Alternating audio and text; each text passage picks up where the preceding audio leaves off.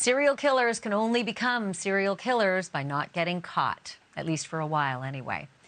They know how to sneak and they know how to hide, and they certainly know what'll happen if they make a mistake or police catch a lucky break.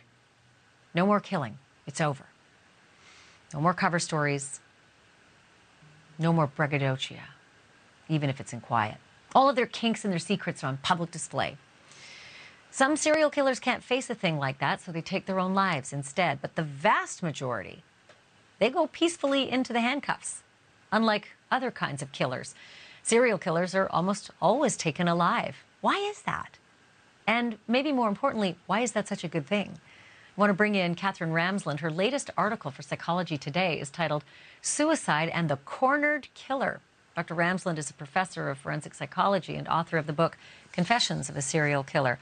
So why is it? Why is it that serial killers aren't apt to take their own lives like other killers? Well, some want to tell their story. Once they know they're caught, they want to brag about it. They want to talk about it. Some of them are narcissistic and believe that nothing's going to really happen to them. They have a condition called narcissistic immunity, where they really believe they're so special that it doesn't matter if they got caught, they're not going to be convicted, or if convicted, they're not going to be sentenced, etc. So they just have that attitude. Some are just taken by surprise. In fact, they might have had a plan to kill themselves, but weren't able to enact it because one killer, for example, had a gun that he was going to use if he got cornered, but it was too far out of his reach when the cops came. Oh, so what about that? I think it's 4.4% of serial killers do take their own lives. I'm not sure what the comparison is to just other kinds of killers, mass killers. So many mass killers, right? They shoot themselves or take their own lives right there at the scene.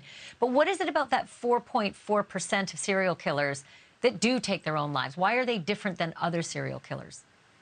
There's a couple of reasons. Some have a mental instability. They have a background of that. And like mass murderers, they just already have that mindset. But others are really controlling. And that's also like mass murderers and some spree killers. And they know that in prison, they're going to lose control. So they want to be sure that the final act of control they exercise is removing themselves. It's the ultimate act of control for them.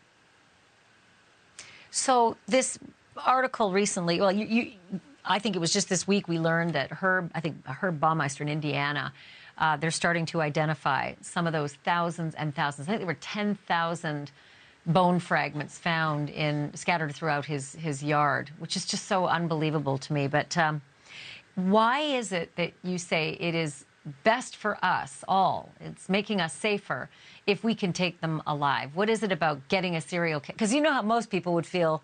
They just wish they would take themselves out and save us all the pain and suffering of a prosecution and of the expense of maybe a death penalty.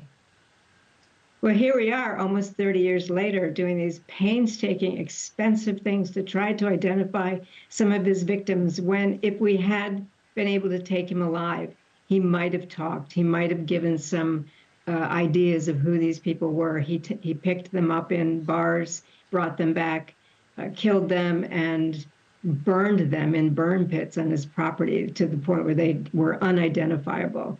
And he wouldn't have guessed at the kind of technology we have now that we are beginning to identify them. But if we had had him, he was a talker, and he was mentally unstable. I think he might have told some things that could have identified those people earlier. And of course, I think he took his life in Canada. But I'm fascinated by what makes them tick. What makes them? I always say it. What puts them so far away from the flock, from the rest of us? Dr. Katherine Ramsland, I always love having you. Thank you so much.